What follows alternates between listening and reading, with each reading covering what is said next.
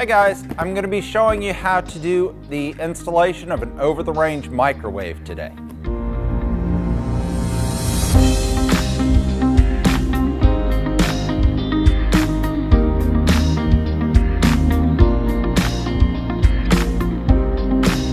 Alright, so with all of our boxes, as you can see, this one's labeled as well. It's going to have front, sides, back, top. But I do want to flip it over just so you can see they've actually got unpacking instructions labeled right here on the front of this box. Tells you exactly what you're going to do. So as you can see, we're going to cut open the box. We're going to actually flip it. We're going to remove some items from the top. Then we're going to flip it over and uncrate the microwave itself.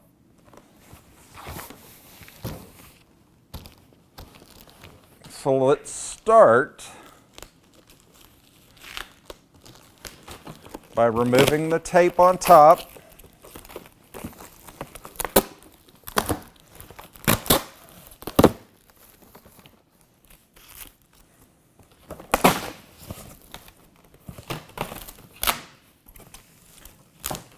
You always want to start from the top. That way you're right here where your plate and your hardware. We've got installation instructions, but we're going to go ahead and set all this off to the side for the moment.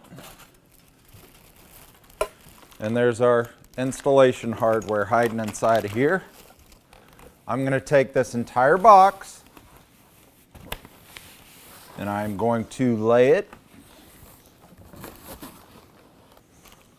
All right, now that I've got it upside down, let's go ahead and lift the box off.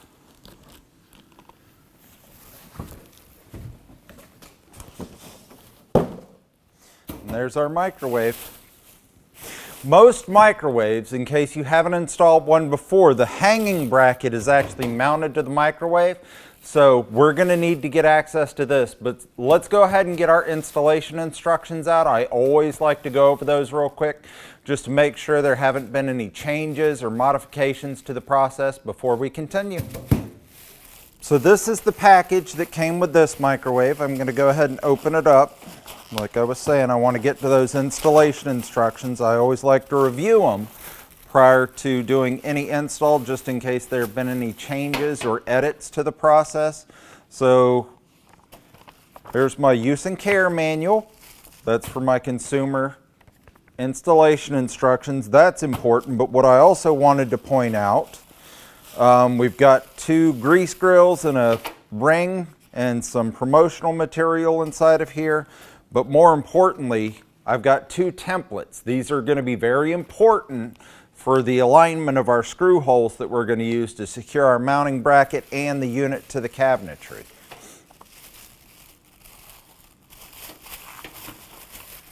All right, give me about 5 minutes to go over these instructions. I'll be right back with you guys.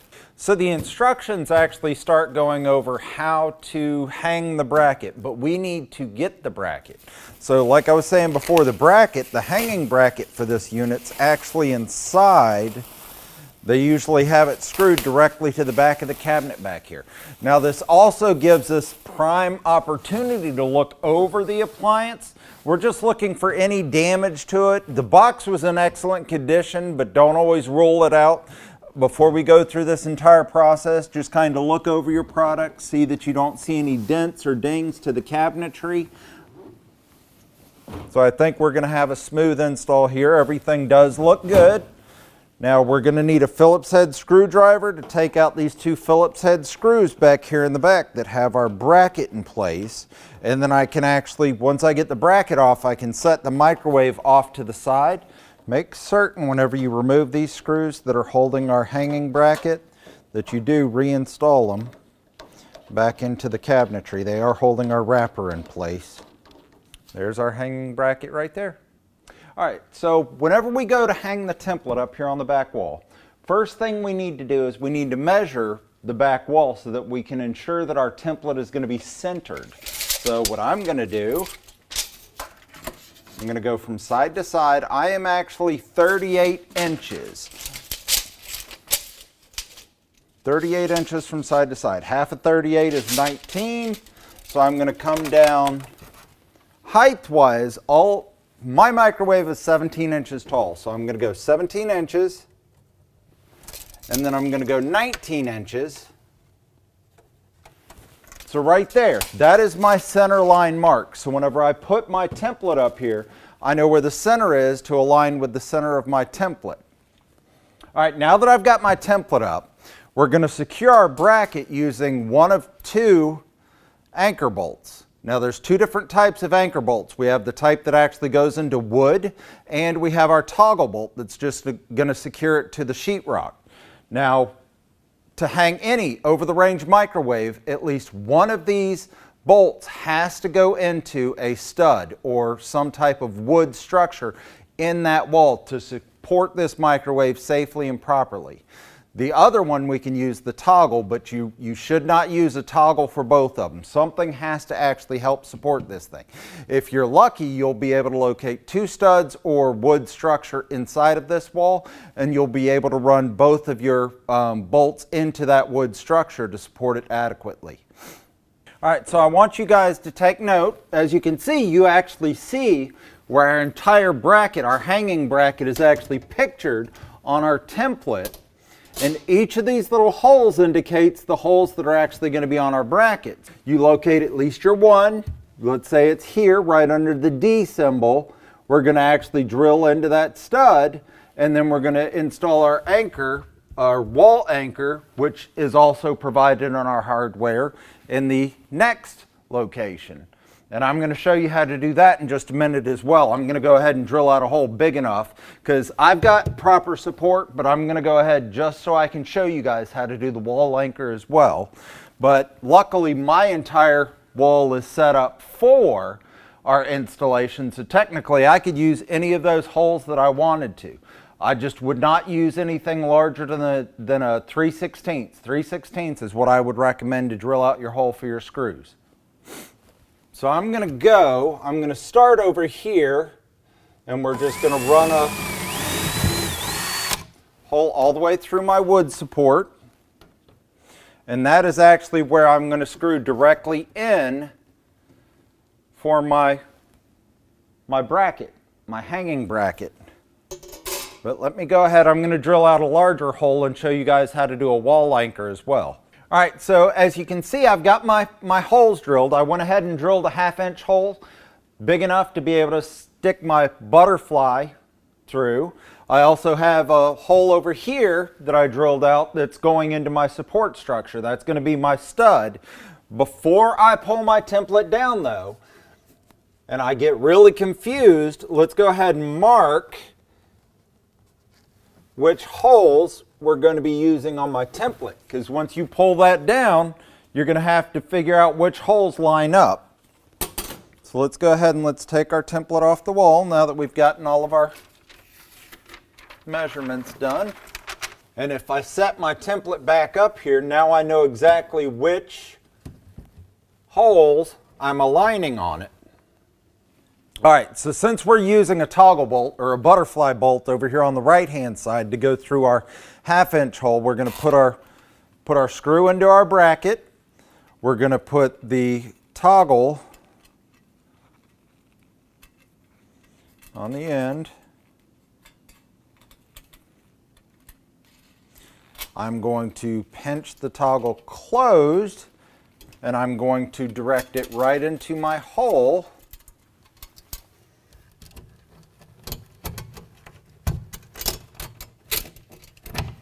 Once you push that toggle bolt through and pull back, that butterfly is going to have opened and it's going to secure that. So now we can actually just take this and tighten it down by hand. Now I'm keeping pressure on the bracket as I tighten.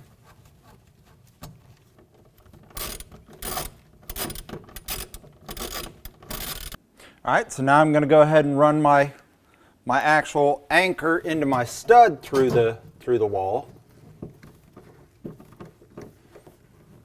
Good deal. So our bracket secured on that wall, it's going to be able to support our microwave with no problems. All right, so one thing that we do need to do is let's verify that our bracket is level. We did have our template, but for all we know, the cabinets might not be level, so it could mess us up. So I want to make certain that this is level. We don't want to install the microwave and then have to explain to the customer why the microwave is actually leaning one way or the other. We want to have all of our facts straight before we talk to our consumer, but we're good. We're perfectly level. So now let's go ahead and go to our second template.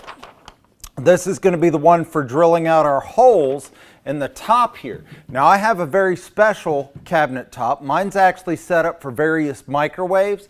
This is the way the manufacturer made this one, but I'm going to show you guys the process anyways, even if you do not have one that's specially designed for microwaves. So I've already got my side to side. My center is actually 19 inches. So to ensure that ours is centered,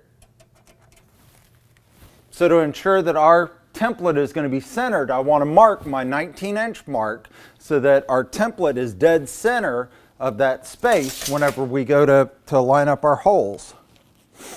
So I'm just going to take this template. It tells you right here on it, that's going to go facing our wall. So we're going to place it up here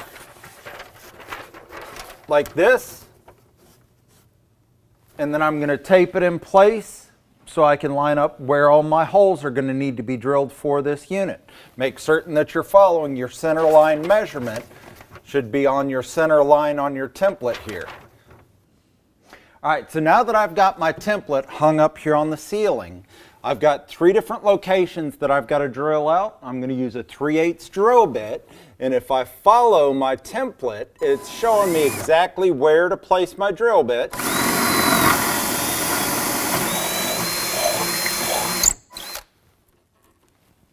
I also have one here,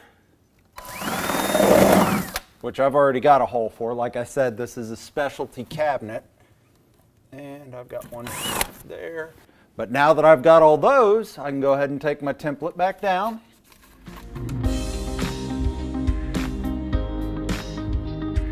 So as I was mentioning earlier, this gray area right here is the cutout if you had an exhaust duct that was going into the wall. So they're giving you a template to cut out for that. And if you have one that's going up, this is the cutout for that.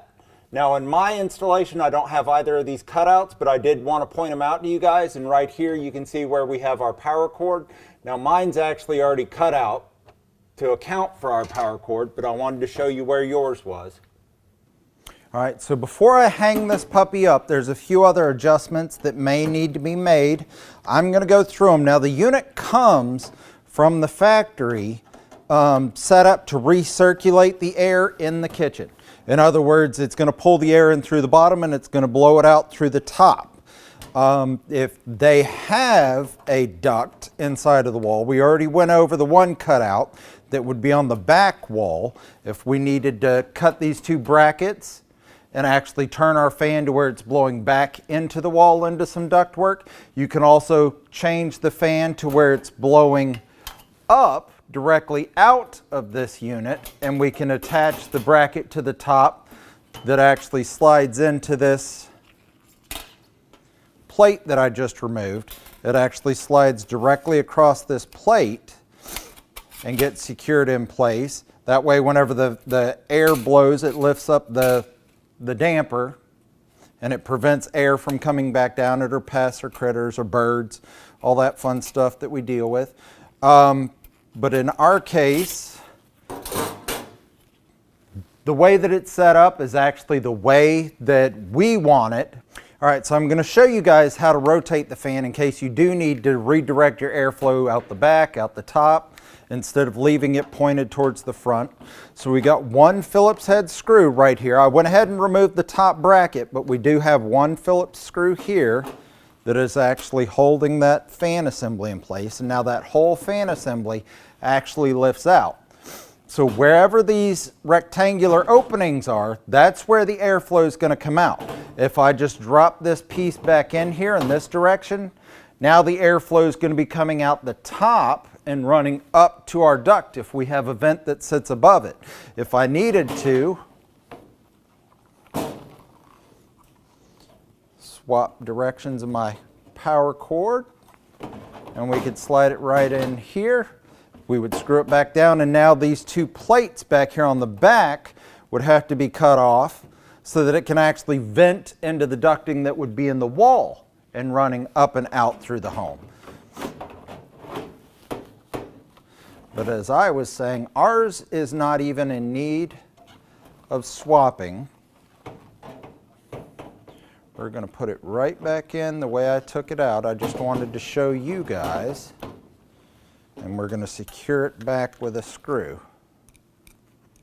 Make sure, no matter which direction you end up going, this bracket does need to be put back. It will slide back on. You notice the cutouts are already here if the venting's going up. Because without this bracket, without this plate, we're not going to be able to install our air damper. So one thing I wanted to point out while I was here, I always find this in the hardware bag and was wondering what it was for. This is for if you have a metal cabinetry. If you've got sheet metal cabinetry, this goes in your cutout for the power cord. That way it protects the power cord and it doesn't end up getting cut whenever it's basically, if you're using the space up above it and the power cord's getting moved back and forth, it doesn't get cut on that sharp edge of the sheet metal cabinetry. If you have wood cabinetry, this goes in the trash. All right, so to actually put the microwave up, we suggest 2 men, team lift. We want to protect your backs. Always 2 guys. You're going to lift it up, hook it onto the mount, and then lean the rest of the unit up. And the gentleman that is on this right-hand side is also going to be dealing with the power cord. He's going to fish the power cord up through your cutout up here in the top.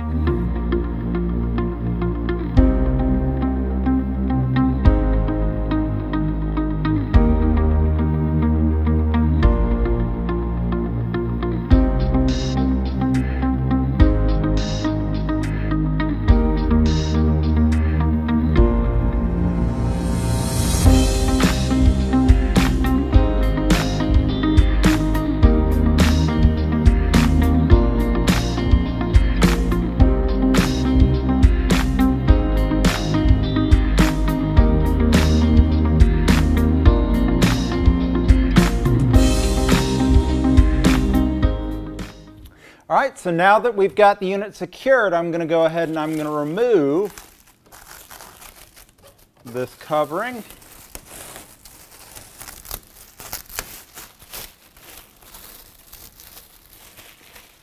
All right, there's also a protective film that goes on top of our touch panel. We need to remove this as well.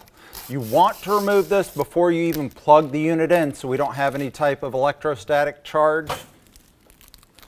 Open up my door. I'm going to remove this plastic piece. There's some trim tape inside of here that we can pull off. Tape on my turntable. All right, so I go ahead and install these pieces for my consumer. I'm going to put my plate in. I'm going to go ahead and set my clock now that I've got power on my unit. There we go. Comes with these 2 grease filters that actually go down here on the bottom.